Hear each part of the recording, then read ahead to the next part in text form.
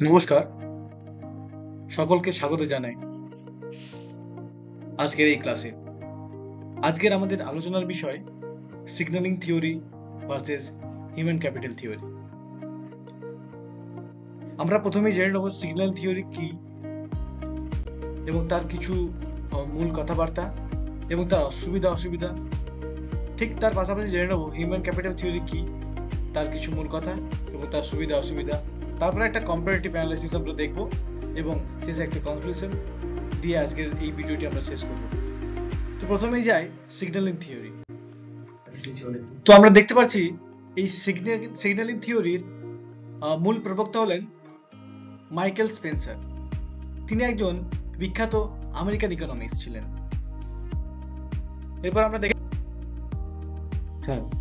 আমরা দেখে নেব এই সিগন্যালিং থিওরি বা যা বাংলায় সাংকেতিক তত্ত্ব কি। বলা হয়, যখন একজন ব্যক্তি বা প্রতিষ্ঠান অন্যদের কাছে তাদের যোগ্যতা বা গুণমান দেখানোর চেষ্টা করে, তখন তারা কিছু বিশেষ সংকেত বা চিহ্ন ব্যবহার করে থাকে। যেমন উদাহরণস্বরূপ বলা যেতে পারে, একজন ব্যক্তি যদি ভালো বিশ্ববিদ্যালয়ে পড়াশোনা করে, তাহলে তা অন্যদের কাছে একটি সংকেত দেয় যে সেই ব্যক্তিটি হলো ভালো। এই সংকেতগুলি মূলত অন্যদের কাছে একটি বার্তা পৌঁছানোর জন্য হয়, যাতে তারা বুঝতে পারে যে ওই ব্যক্তি বা ওই প্রতিষ্ঠানটি ভালো এবং যোগ্য।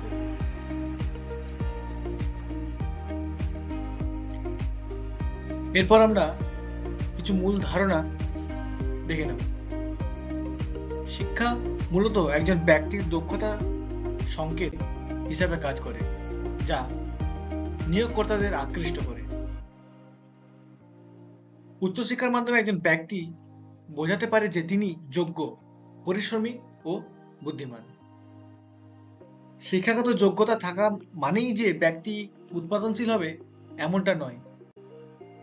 অনেক সময় উচ্চশিক্ষার প্রকৃত দক্ষতার চেয়ে বেশি মূল্য দেওয়া হয়। মানে সাধারণত আমরা যেটা বুঝতে পারছি, অল ওভার যে আইডিয়া, সেটা একটা সার্টিফিকেট এর উপর দাঁড়িয়ে একজন ব্যক্তির কি গুণ, তার মধ্যে রয়েছে কতটা ক্যাপাসিটি, সেই বিষয় না দেখে একটি সার্টিফিকেট দেখে সেই ব্যক্তিকে আমরা যাচাই করে থাকি। এই যে চিন্তাধারা, এই অল ওভার চিন্তাধারাটাকে আমরা সিগন্যালিং থিওরি বলতে পারি। পরবর্তী আমরা দেখে নেব। এরপর আমরা এই সিগন্যালিং তত্ত্বের কিছু সুবিধা ও অসুবিধা দেখে নেব। আমার বাঁদিকে রয়েছে কিছু সুবিধা, ডান দিকে তার অসুবিধা। চাকরির বাজারে শিক্ষাগত যোগ্যতার কারণে প্রতিযোগিতায় এগিয়ে থাকা সম্ভব হয়। অপরদিকে অসুবিধায় বলতে পারি, উচ্চশিক্ষার প্রকৃত দক্ষতার সাথে সবসময় মিল থাকে না। পরবর্তী, নিয়োগকর্তাদের জন্য দক্ষ কর্মী বাছাই সহজ হয়। অপরদিকে দক্ষতা যাচাই না করেই শুধুমাত্র শিক্ষাগত যোগ্যতার ভিত্তিতে চাকরি দেওয়া হয়ে থাকে, যা বর্তমানে অনেক ক্ষেত্রে আমরা দেখে থাকছি। শিক্ষা ব্যক্তির বুদ্ধিমত্তা ও পরিশ্রমের প্রতিফলন হতে পারে। অপরদিকে উচ্চশিক্ষা ব্যয়বহুলের ফলে সবাই সংকেত দিতে পারে না।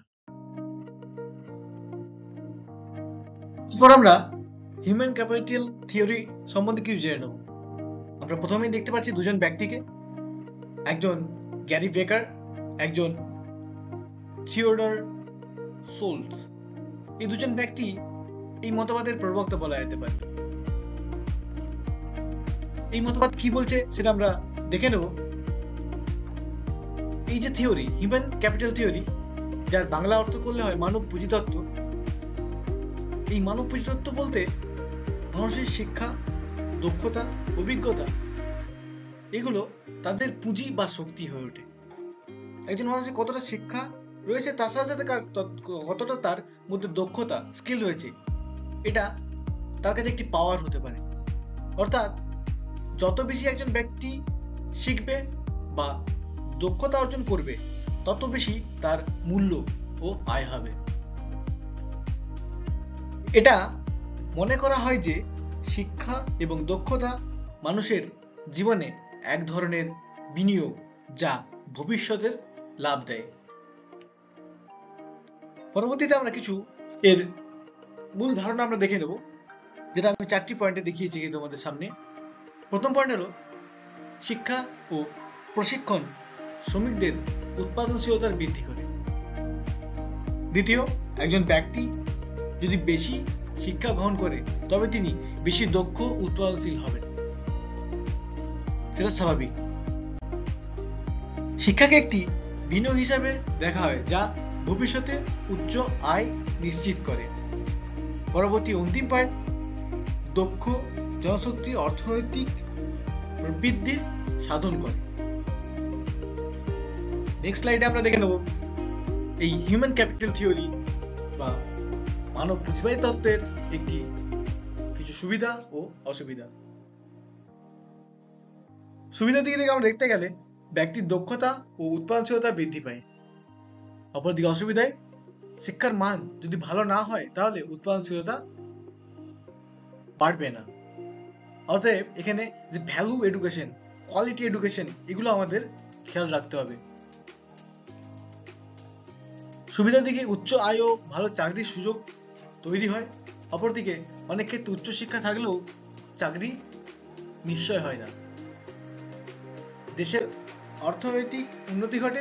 অপরদিকে শিক্ষার জন্য অর্থনৈতিক বিনিয়োগ প্রয়োজন, যা সকলের পক্ষে সম্ভব হয় না।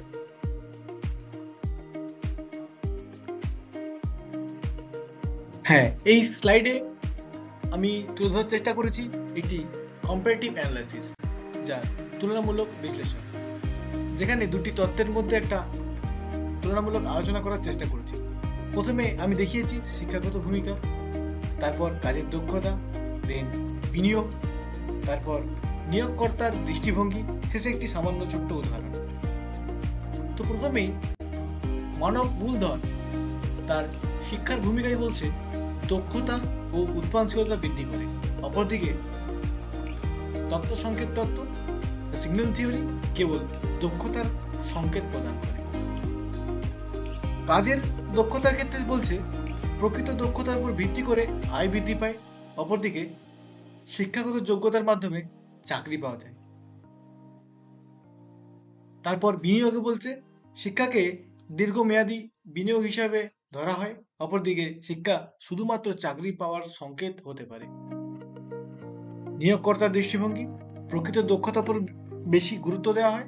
অপরদিকে শিক্ষাগত যোগ্যতা দেখে সিদ্ধান্ত নেওয়া হয়। উদাহরণ আমাদের সমাজে চারিদিকে ছড়িয়ে রয়েছে।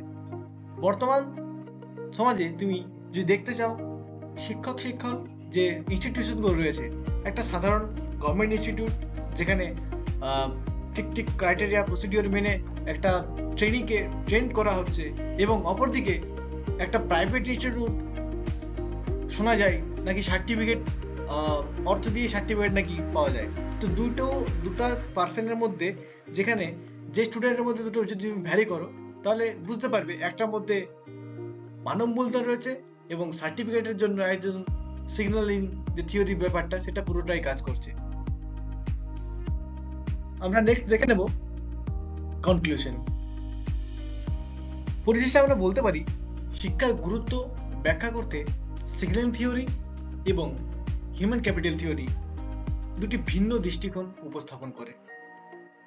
মানব মূলধন তত্ত্বের মতে শিক্ষা একজন ব্যক্তির দক্ষতা ও উৎপাদনশীলতা বৃদ্ধি করে, যা তাকে অধিক আয় ও ভালো কর্মসংস্থানের সুযোগ দেয়।